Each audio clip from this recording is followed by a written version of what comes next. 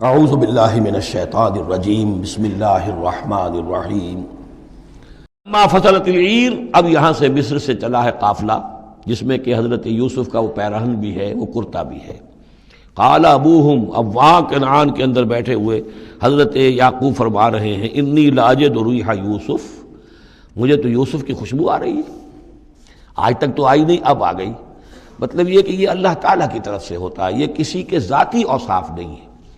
کسی نبی کا کوئی اپنی قدرت ذاتی نہیں ہوتی، جو بھی علم اللہ دینا چاہے، جس وقت جو چیز جو ہے وہ اللہ تعالیٰ کو دکھا دے۔ حضرت عمر کو اگر میدان دکھا دیا گیا، میدان جنگ جو ہے شام کا، اللہ نے جب چاہ دکھا دیا، لیکن اس کا یہ مطلب تو نہیں تھا کہ جب چاہتے حضرت عمر دیکھ لیتے، کہ ٹی وی آن کیا اور دیکھ لیا کہ اس وقت کیا ہو رہا ہے وہاں، یہ نہیں ہے۔ یہ اختیار جو ہوتا تھا ان کا، اللہ تعالیٰ جس کے لیے چاہے، جو کرامت چاہے، جو معجزہ چاہے ظاہر کر دے، لیکن جب نہیں اللہ کی مشیت تو نہیں۔ پاس ہی کتنے دور ہوں گے جب کہ اس کنویں میں پڑے ہوئے تھے، اس وقت انہیں خوشبو نہیں آ رہی تھی، ورنہ خوشبو سونگ سونگ کر جو وہاں پہنچ گئے ہوتے، لیکن یہ کہ یہ اللہ کی طرف سے ہے۔ لاجد انی لاجد ریح یوسف لولا ان تفندون، مجھے اندیشہ ہے تم مجھے یہ نہ کہو کہ اب تو یہ بالکل سٹھیا گئے، یعنی اب یہ یوسف کی خوشبو آ رہی ہے ان کو۔ قالوا تاللہ انک لفی ضلالک القدیم، انہوں نے یہی کہا گھر والوں نے، خدا کی قسم آپ اپنے اسی پرانے خیال میں ہیں، پرانے وہم میں ہیں، آپ سمجھتے ہیں کہ یوسف زندہ ہے، حالانکہ نہ معلوم وہ کہاں کا ہلاک ہو چکا، ختم ہو چکا۔ فلما ان جاء البشیر، تو جب وہ بشارت دینے والا آیا، القاہ علی وجہہ، اور حضرت یوسف کا کرتا اس نے ڈالا حضرت یعقوب کے چہرے پر، فردتنا بصیرا، تو وہ لوٹ آئے دیکھتے ہوئے، یعنی ان کی نگاہ جو ہے وہ عود کر آئی، بصارت لوٹ آئی۔ قال الم اقل لکم انی اعلم من اللہ ما لا تعلمون، انہوں نے فرمایا کیا میں نے تم سے نہیں کہا تھا، مجھے اللہ کی طرف سے ان چیزوں کا علم حاصل ہے جو تم نہیں جانتے۔ قالوا یا ابانا استغفر لنا ذنوبنا انا كنا خاطئین، ان کا ابا جان ہمارے لیے استغفار کیجئے اللہ تعالیٰ سے، ہمارے گناہوں کی معافی کی درخواست کیجئے، یقیناً ہم خطا کار تھے، ہم سے غلطیاں ہوئی ہیں۔ قال سوف استغفر لکم ربی، اب یہاں دیکھیے صوفہ کا لفظ بہت اہم ہے، ذرا ٹھہر کر میں استغفار کروں گا، ابھی غصہ ختم نہیں ہو رہا ہے حضرت یعقوب علیہ السلام کا، یعنی یہ کہ ابھی وہاں پیشی ہو جائے گی، اس کے بعد سارا معاملات کی صفائی ہوگی، ابھی فوری طور پر استغفار نہیں کر رہے ہیں۔ سوف استغفر لکم ربی، ٹھیک ہے، کچھ وقت کے بعد میں تمہارے لیے استغفار کروں گا، انہ هو الغفور الرحیم، یقیناً وہ غفور ہے اور رحیم ہے۔ فلما دخلوا علی یوسف، اب جب یہ سب کے سب آ گئے وہاں سے، پورا قافلہ آ گیا، تمام بنی اسرائیل، اب 12 گھرانے تھے یہ، ان کی اولادیں تھیں، ان کے بچے تھے، بیویاں تھیں، وہ سب آ گئے۔ لما دخلوا علی یوسف آویٰ الیہ ابویہ، تو اب انہوں نے اپنا جو بھی تخت، جو بھی جگہ اونچی ہوگی بیٹھنے کی، اپنے والدین کو، اپنی والدہ کو بھی اور حضرت یعقوب کو بھی وہاں بلا لیا۔ وقال ادخلوا مصر ان شاء اللہ آمنین، اور کہا کہ اب آپ لوگ مصر میں داخل ہوں، اللہ چاہے تو پورے امن کے ساتھ، یہاں آپ کے لیے امن ہے، سکون ہے، راحت ہے۔ ورفع ابویہ علی العرش، اور اپنے والدین کو انہوں نے اپنے تخت کے اوپر اٹھا لیا، اوپر بٹھا لیا۔ وخروا لہ سجدا، اور وہ سب کے سب ان کے سامنے سجدے میں گر گئے۔ یہ سجدہ تعظیمی کہلاتا ہے، جو کہ پہلی شریعتوں میں جائز تھا۔ شریعت محمدی علیہ صاحب الصلاۃ والسلام میں جہاں دین کی تکمیل ہو گئی ہے، تو واقعہ یہ ہے کہ پھر توحید کا معاملہ بھی جو ہے وہ آخری درجے میں تکمیل کو پہنچا دیا گیا۔ یہ سجدہ تعظیمی اب حرام مطلق ہے، لیکن اس سے پہلے یہ جائز تھا۔ ہمارے ہاں بعض لوگ جو ہیں وہ قبروں کو یا اور ہم اپنے پیروں کو، بزرگوں کو کہتے ہیں سجدہ کرتے ہیں یا جھکتے ہیں، تو دلیل پکڑتے ہیں ان چیزوں سے کہ یہ سجدہ دیکھو حضرت ابراہیم سے ثابت ہے، فلاں سے ثابت ہے، اور یہ جو حضرت یوسف کو سجدہ کیا گیا ہے، لیکن یہ سجدہ سمجھ لیجئے سجدہ تعظیمی جائز تھا، اس میں کوئی شک نہیں، لیکن اب یہ حرام مطلق ہے۔ وقال یا ابت ھذا تاویل رؤیایا من قبل، اب کہا حضرت یوسف نے ابا جان دیکھیے یہ ہے تعویل میرے اس خواب کی جو میں نے بچپن میں دیکھا تھا، 11 ستارے اور سورج اور چاند میرے سامنے سجدے میں ہیں، تو گویا کہ 11 بھائی اب سجدے میں ہیں اور والدین سورج اور چاند کے حکم میں ہیں۔ قد جعلھا ربی حقا،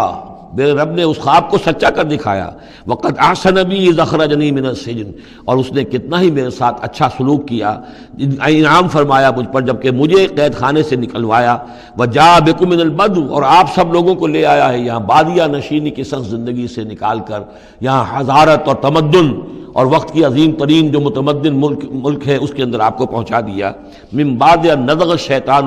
بینی و بین اخوتی، اس کے بعد کہ شیطان نے میرے اور میرے بھائیوں کے درمیان دشمنی ڈال دی تھی۔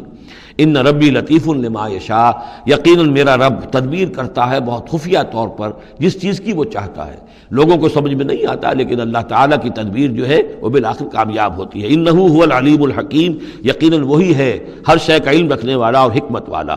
رب قد آتیتنی من الملک، اب دعا کر رہے ہیں اللہ تعالیٰ کی طرف رجوع کر کے، پروردگار تو نے مجھے حکومت بھی عطا کی، وعلمتنی من تعویل الاحادیث، اور مجھے